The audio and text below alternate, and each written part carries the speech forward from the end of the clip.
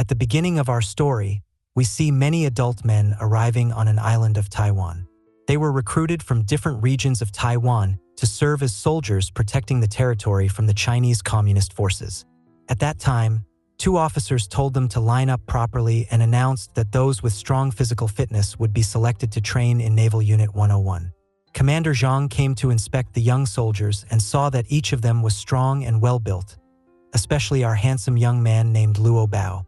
After that, the commander told the men in front to travel to the military camp to begin training with him. Now let us focus on our main character.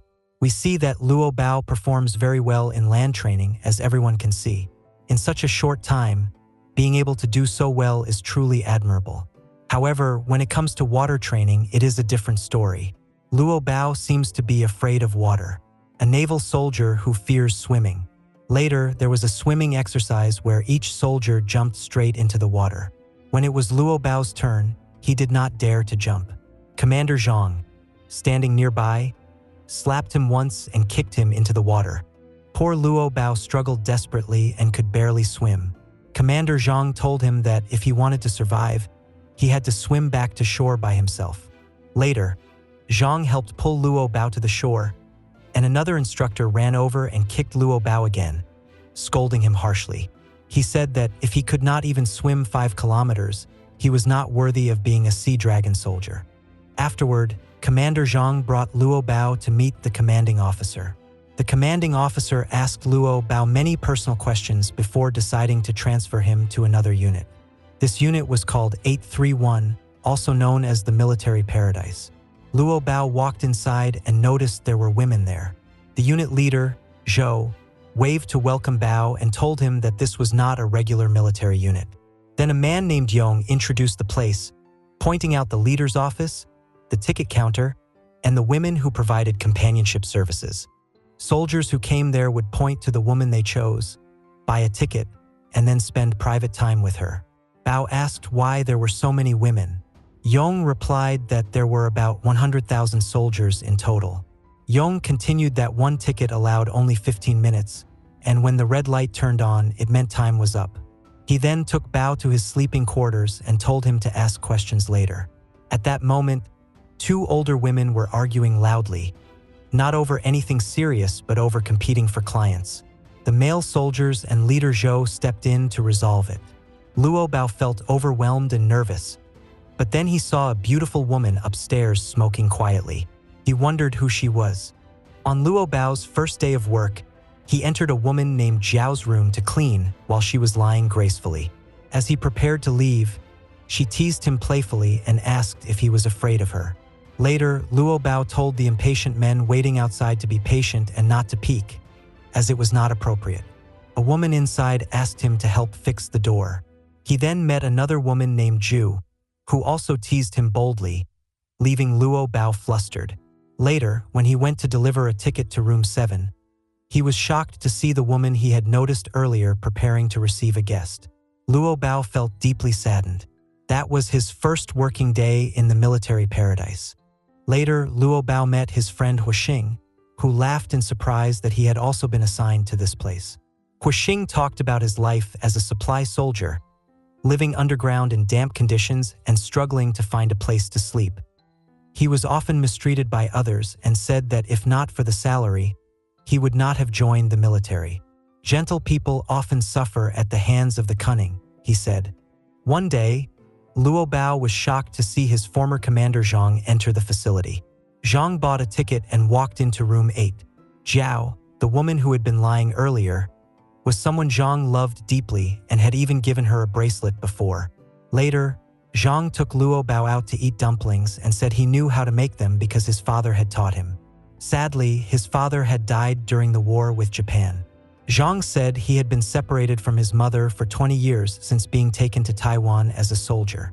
He missed his hometown in mainland China deeply. Zhang and Lo Pao-tai expressed their frustration together. Later, Lo Pao-tai entered the room of Nini, the woman from room 7. The light bulbs were broken and the wires damaged. While fixing things, he listened to Nini play guitar and sing beautifully. She often sang River of No Return.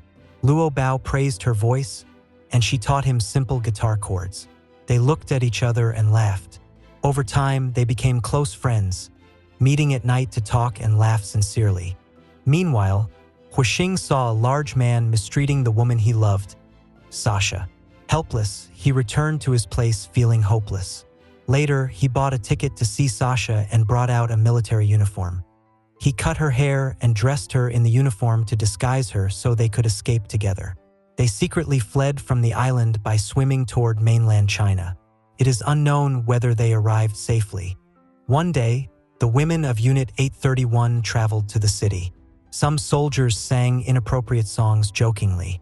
When they arrived, many men stared at the women in amazement.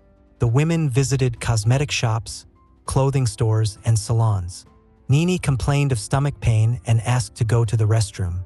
Bao unlocked her handcuffs so she could go.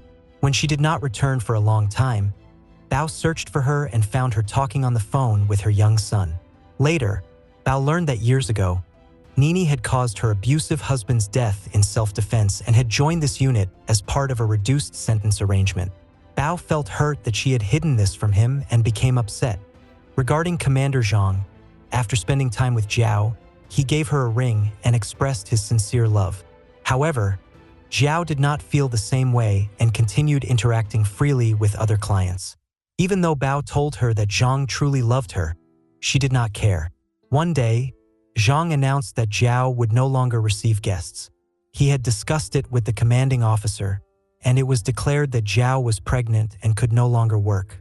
This was arranged so Zhang could marry her. Later, Nini explained everything honestly to Bao. She had endured abuse from her husband and had acted in desperation. One night, she invited Bao to see flowers that bloomed once a year. They ran hand in hand to see them, and she kissed him for the first time.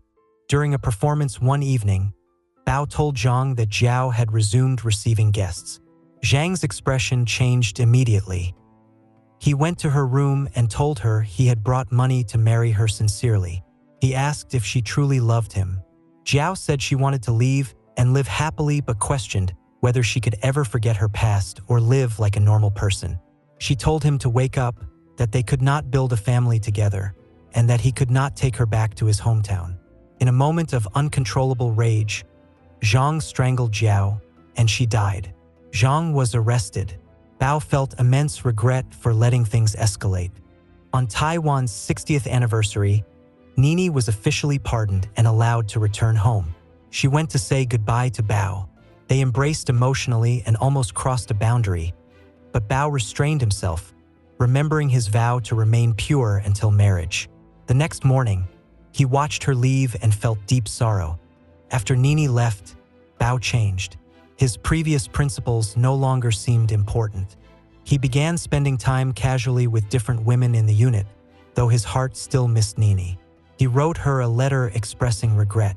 If he had stopped Huixing and Sasha, perhaps things would be different. If he had not told Zhang about Zhao, perhaps tragedy could have been avoided. He remembered the song River of No Return. No one can go back, one can only move forward.